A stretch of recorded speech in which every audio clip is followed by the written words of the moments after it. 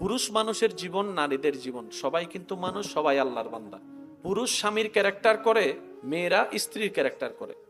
এবার আপনি যদি বউ বাদ দেন তাহলে স্বামী চলে যাচ্ছে, স্বামী বাদ দেন বউ নামটাই চলে যাচ্ছে।